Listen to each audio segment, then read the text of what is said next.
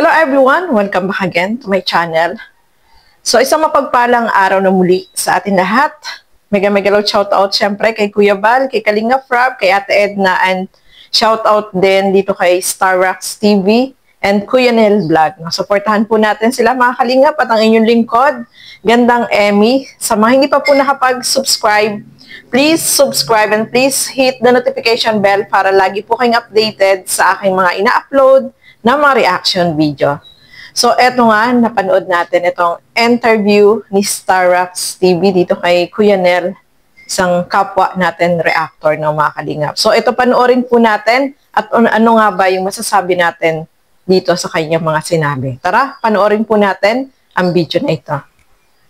Naniniwala ako sa sinasabi ni Edo. Hindi naman po yan iiyak si Kalingap Edo, kagaya ng napanood po natin. Kung kung nagsisinungaling yan, kasi first time ko rin nakita si Kalingap Edo nagkaganon sa harapan ni Beyonce. Nakakagulat bilang kasi tayo matagal na nating nakasama si Edo. May ganyan palang side si Edo. Una-una, syempre yung pakakilala natin kay Kalingap Edo. Si Kalingap Edo, malinis ang record niyan. Maganda ang record niyan sa Kalingap. Kahit bilang kasamahan sa K-Boy, bilang kaibigan, sobrang bait. At kilala natin yan na hindi po yan gagawa ng kalukuhan, gagawa ng kahit anong gawain na makasisira po sa kanya at pwedeng madamay din yung Kalingap.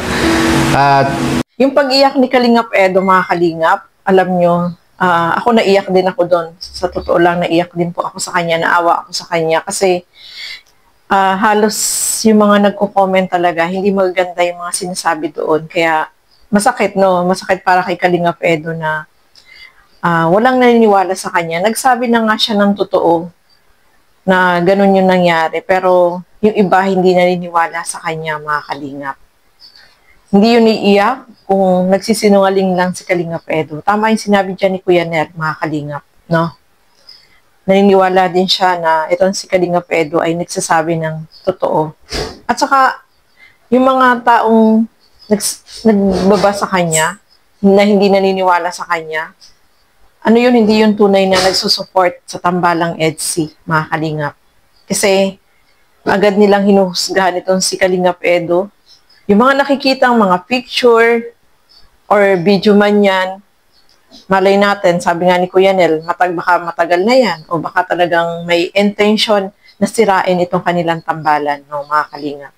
Pero sabi nga ni Kalingap Edo, kahit lahat ay hindi naniniwala sa kanya, pero si Beyonce ay sapat na para sa kanya. Dahil si Beyonce, ipinakita niya talaga yung support niya kay Kalingap Edo, pinapalakas niya yung loob ni Kalingap Edo. Nakita niyo naman po sa video, no, mga Kalingap, na nandiyan si Beyonce na talagang napaka-mature niya mag-isip, no? At yun, binibigyan niya ng lakas ng loob itong si Kalingap Edo na wag siyang, wag niya masyadong dibdibin. Kasi talagang si Kalingap Edo ay sobrang nasaktan, no? Nasaktan siya sa mga pangyayari na bakit ganun. Lahat ay hindi naniniwala sa kanya, halos lahat, no? Karamihan. Pero, nandiyan si Beyonce na talagang sumusuport at nagpapalakas sa kanya, mga Kalingap. So, doon tayo maniwala, Huwag tayong maniwala sa mga sabi-sabi lang. At alam naman natin si Kalingap Edo ay hindi gagawa yan ng ikakasira ng kanilang tambalan. At ipakita niya, no, yung effort niya, yung time niya, ay kay Beyonce lang. Yung mga nambaba sa kanya, bakit kilala niyo po ba si Kalingap Edo? Napapanood niyo lang naman si Kalingap Edo sa video. Pero itong si Beyonce ay talagang nakakasama niya si Kalingap Edo, nakakabanding niya, nakakausap niya, nagkakaroon sila ng moment na silang dalawa lang at nasasabi ni Kalingap Edo yung mga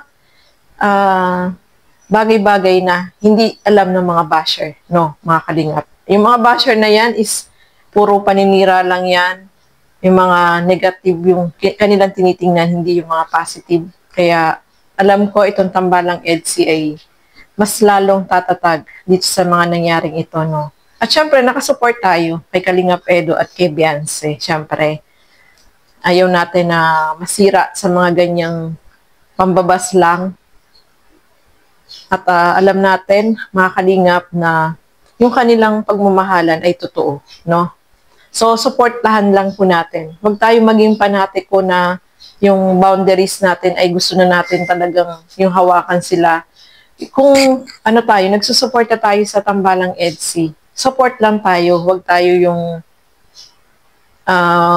iba yung gusto, no, mga Kalingap. At syempre, mahalin natin yung tambalan. At may limit, no, may limit. Huwag natin silang sakalin, mga Kalingap. So, dapat suportahan natin ang tambalang EDSI, mga Kalingap. At alam ko, mas lalo silang tatatag. So, ayan, maraming salamat sa lahat. At hanggang dito na lamang po muna. Keep safe, everyone. Thank you for watching. Mabuhay po tayong lahat. Bye-bye.